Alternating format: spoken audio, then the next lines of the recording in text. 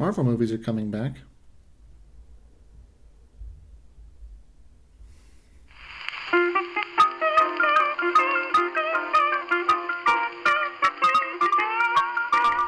Hi, welcome to Storytime, a time in which we talk about stories.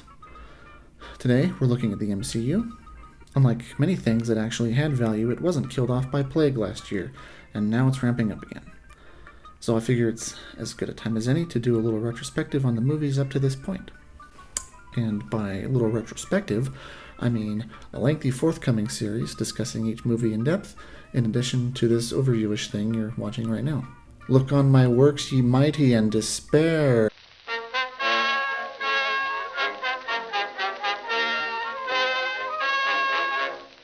The Marvel Cinematic Universe, or MCU, is a series of movies. Well, no, series isn't right. Maybe like a web? How about conglomerate? I think that sounds corporate enough. The Marvel Cinematic Universe, or MCU, is a movie conglomerate based on characters from Marvel comic books, wherein many superheroes from different stories and timelines all occupy the same world, allowing them to team up and pair off to fight bad guys in new and exactly the same ways. Obviously, this isn't a new concept, since crossovers have happened in comics and TV shows for decades. And heaven knows fans love the idea that all fiction exists in a single, massive house where all their best character friends hang out like it's Big Brother, just with way more sexy times. So, Tumblr, I guess. But apart from stuff like King Kong fighting Godzilla, the movie crossover is a fairly new concept, especially among tentpole blockbusters. And not only would all these characters inhabit the same world, they would ultimately all be working toward the defeat of the same evil, rather than something like James Bond, which continues perpetually without worrying about continuity, or an extended series with set core characters and a continuous goal like Harry Potter. Fans will get something resembling the long-form serialized stories they read in comics. It's a cool idea, if nothing else, something to set Marvel's movies apart from the rapidly growing and trilogy-reliant field of superhero movies of the early aughts. But here's the thing. Serializing a story is hard, and pretty much always wrecks it anyway. Serials first hit it big in 18th and 19th century Europe. More people could read, and read recreationally, and so therefore the market demanded more material for them. But books were too expensive for many readers, who instead preferred magazines and other cheap print modes. The publishers of these magazines quickly found that rather than going through the fuss and bother of rounding up new writers and material for each issue, they could just break much longer works into smaller pieces and have content for weeks or months at a time. But this is also why so many editions of novels from this time are abridged, because writers found they'd have a paying gig for longer if they simply padded out the runtime on their stories. In addition to killing pacing and tension, this can lead to forgotten plot threads, story cul-de-sacs, unnecessary tangents, and the project fundamentally changing trajectory before it's complete. Even the diehards out there know that the most of the big novels of this time could really benefit from an editor. Victor Hugo, they're talking about you. Of course, this isn't only a problem for 19th century fiction. This happens in TV all the time, especially in a series designed to tell a close-ended story like Lost or How I Met Your Mother. If a show is successful, networks have a lot of incentive to keep going, perhaps longer than was initially intended or than the story can reasonably support. If a show's renewal prospects are unknown, structuring each new season can be very hard. On the one hand, if we solve all the mysteries and get renewed, we're up a creek. But if we don't and get canceled, the fans will riot. This usually leads to really poor storytelling choices like fake-outs, where you get substantive reveals that seem conclusive until the writers need them not to be anymore, or introducing elements that can't be paid off for a new short-term point of intrigue. So, like everything in Lost. Serializing movies has all of these potential traps to fall into, but it also has one more that other media don't. Serialization tends to work best when the story is doled out in small, regular chunks. Each week we'll get a new piece of the puzzle, even if it takes a couple years to put it all together. Experiencing a story like this allows for any of the eventual storytelling flaws to be more forgivable. But you can't release a new feature film on that kind of pace. At most, you'll get 2 or 3 a year, which will necessarily be mostly unrelated to each other because they involve different actors and different crews. So a Thor, a Doctor Strange, and an Ant-Man, for example. This isn't really a problem at first, but as the story universe expands, so too do the story demands of each entry. So in addition to telling a complete story about a given character, the movie runs the risk of being just wasted space if it doesn't also further the overall story in some way. The result, almost always, in Marvel's case, is that neither of these benchmarks are quite met. The character elements are half-baked, and the overall story is ignored, so that movies like Infinity War become overloaded with exposition and suck. There's just not the time to develop so many things at once in so few story packages. Even if your story cycle lasts 10 years, each main character can get at most 2 or maybe 3 movies to themselves before becoming simply a function of the plot they are only really vaguely connected to. But, you say, what about other extended series? I hear you. Traditional series like Harry Potter don't really suffer from this, for a couple of reasons. One, each entry does in fact tell a complete story. There's overall stuff with Voldemort going on, of course, but the characters have a specific goal related to that year. Gotta win Child Wizard Olympics or whatever. But the second thing is, there are only 7 Harry Potter books, all of which contribute to one linear story. If the Harry Potter series were those, but also a dozen or so other books about other characters and aspects of the wizarding world that might not really have anything to do with Harry and his friends, it would get rough. I know this sounds like bliss to the hardcore fans until you realize that we've already started getting those, and all of them are bad. For every new entry to a series or universe, the chance of breaking that series' surface tension rises exponentially. This doesn't mean it's impossible to have a successful massive story conglomerate.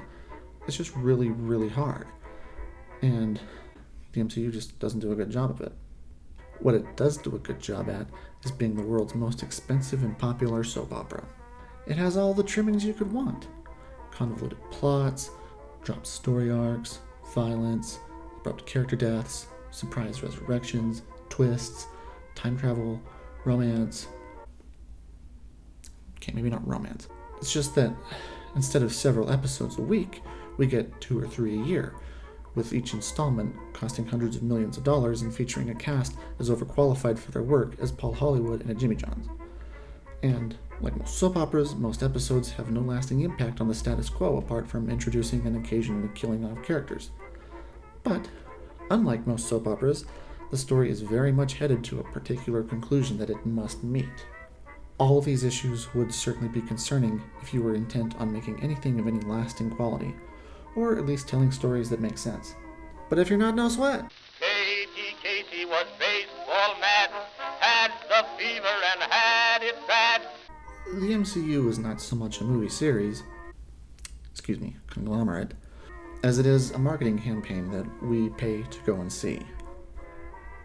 I don't know how else to explain the fact that Kevin Feige managed to take the sloppy seconds of his company's IP, a bunch of stuff that nobody cared about, and turn it into the defining cultural phenomenon of the new millennium.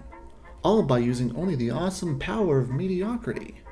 I mean, have you actually seen these movies? Did you guys ever watch the show? All, and I mean all, of the films in the MCU have a baseline of mediocre, occasionally rising to passable or dipping down to awful. None of them are good. There are good parts, of course, individual jokes or action sequences, or production elements like sound design or visual effects. And of course there are a lot of talented people who worked on them. But none of these elements, taken on their own or together, can make a good narrative movie. And the reason is very simple. If the story isn't working, you cannot have a good narrative movie. It might look cool, or have a cool score, or cool actors, or cool lines, or even cool ideas.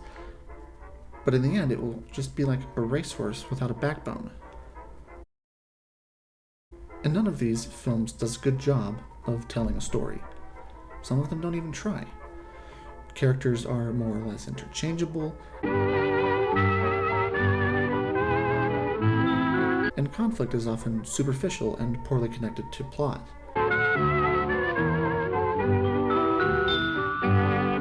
So, like a daytime soap opera, the stories in the individual films over the first 12 years of the MCU are simply not good. Which is not to dump on soap operas. They have a purpose, and they meet it effectively.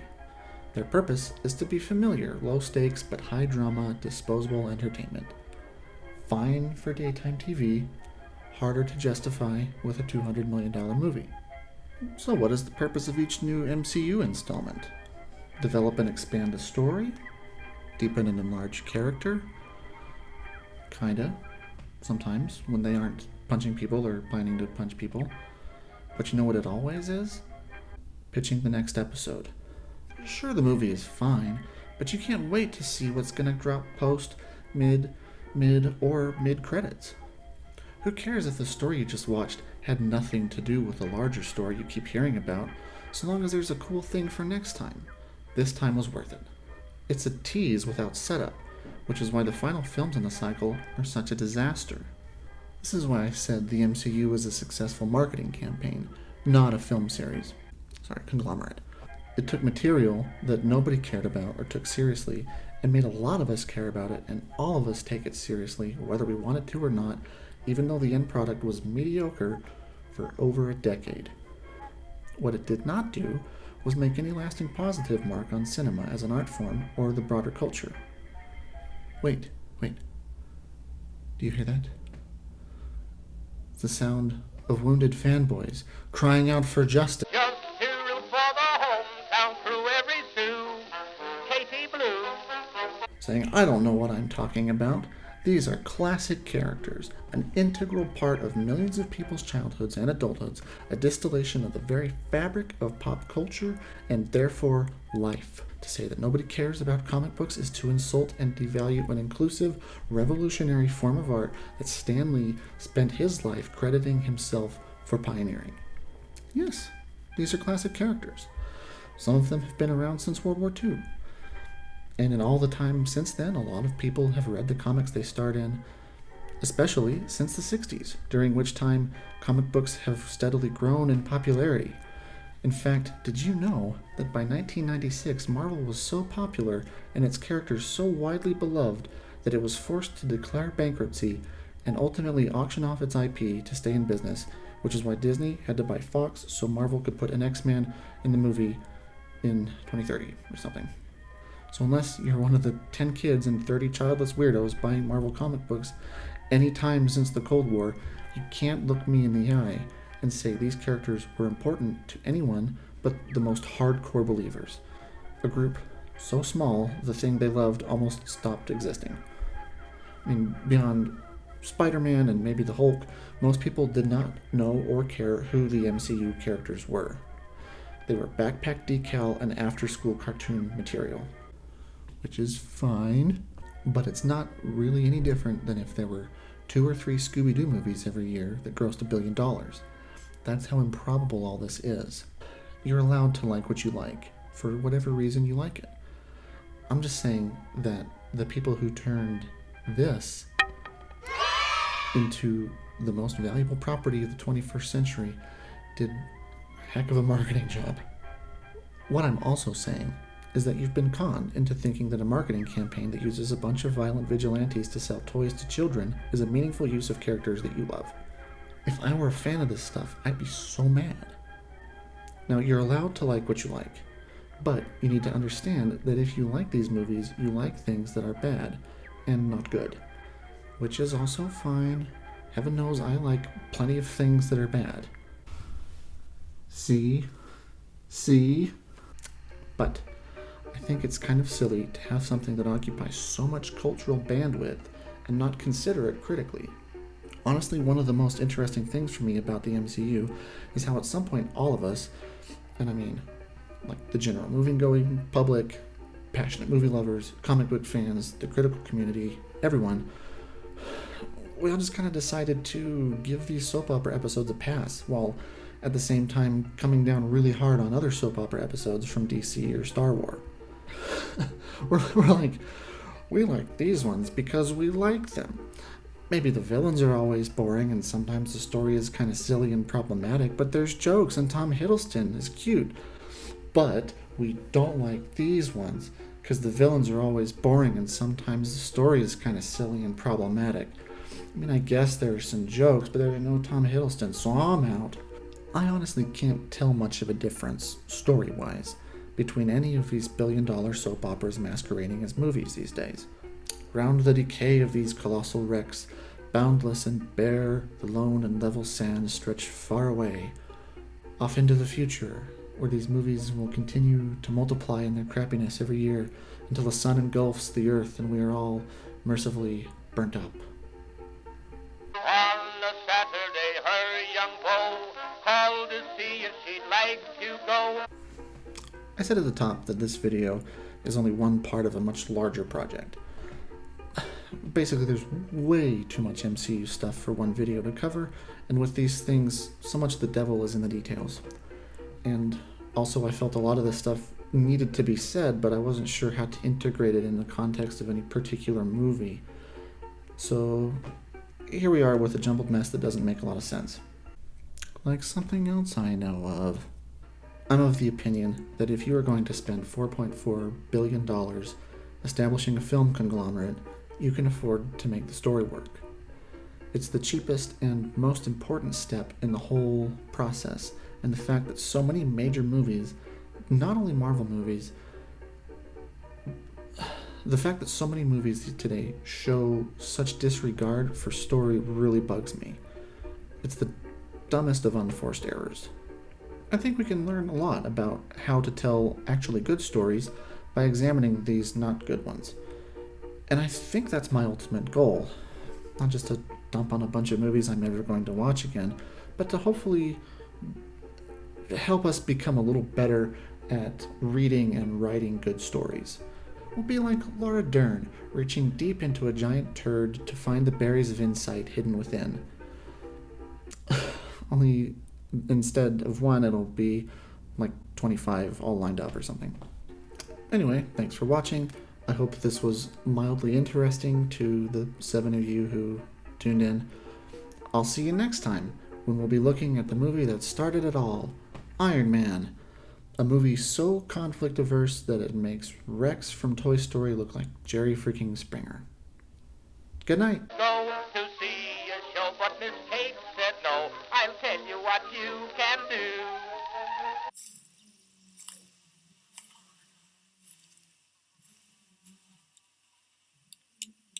That is one big